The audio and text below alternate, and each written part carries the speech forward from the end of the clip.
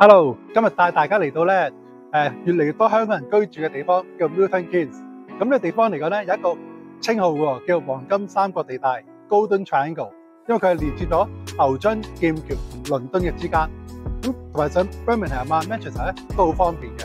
咁所以咧，越嚟越多香港人咧選擇呢個地區喎。咁所以今日帶大家嚟可以望下呢個新嘅發展項目。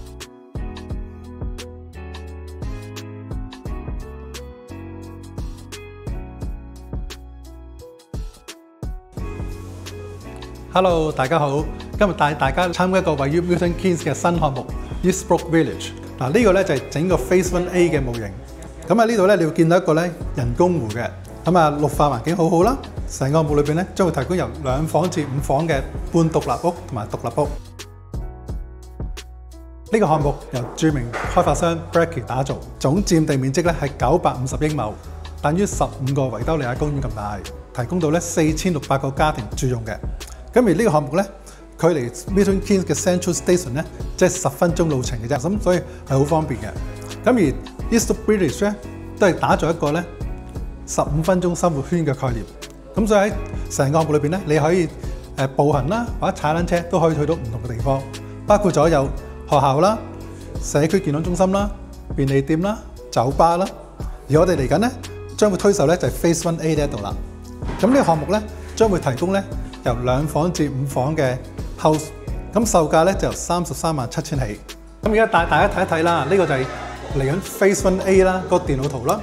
咁啊有分南北兩邊嘅，咁左邊同右邊你見到就 future development 啦，即係將來會陸續發展嘅呢個項目。我哋會建議大家咧就會考慮咧就係 Phase 1A 嘅北邊呢度。點解咧？因為將來 Phase 1A 成個項目完晒之後咧，如果你尤其是買中間呢啲啦，咁你哋受到將來嗰個建築啊嗰啲沙塵嘅影響咧，係應該係最低嘅。而家帶大家睇睇咯 ，Phase 1A 嘅北邊有咩選擇啦？北邊咧佢有個好處咧，就係如果你買近呢啲咧，就可以一個湖景啊，同埋好多綠化嘅環境睇到嘅。咁而當然呢啲全部咧都係啲大單位嚟嘅，4房啦、5房咁樣。如果假設想揀3房喎，我哋可以咧睇下呢一個，又係要呢一個3房嗱。咁呢3房咧2層高嘅啦，就1100尺。咁我睇下 floor plan 喎。咁呢度入嚟啦，咁右手邊咧就係廚房啦，左手邊咧就係客廳。咁其實都市正㗎啦。另外啦，再上一層啦，咁就主人房啦。咁啊，同埋亦都有 standard 嘅睡房。咁啊，有個 bathroom 啦。咁呢個售價咧，3房售價咧就494000。咁如果大家對呢個3房有興趣嘅，或者對其他戶型有興趣嘅，就歡迎聯絡我哋。Milton Keynes 除咗係一個宜居城市之外，亦都有好多餐飲美食。譬如話，我哋香港人最中意去飲茶啦。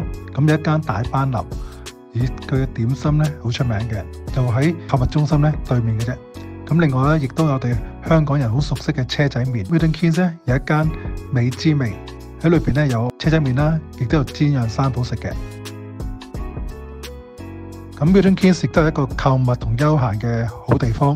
佢裏邊一個咧全英國咧最大嘅室內購物中心之一，叫 Centre MK。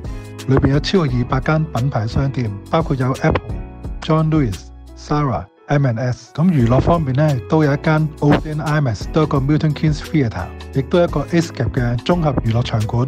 喺裏邊咧有室內滑雪場啦、攀石場啦、保齡球場。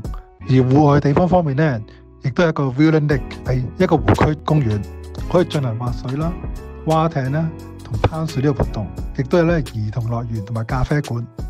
咁另外亦都有個 Campbell Park， 市中心咧最大嘅陸地公園，係好適合咧散步、野餐同埋一啲社區活動。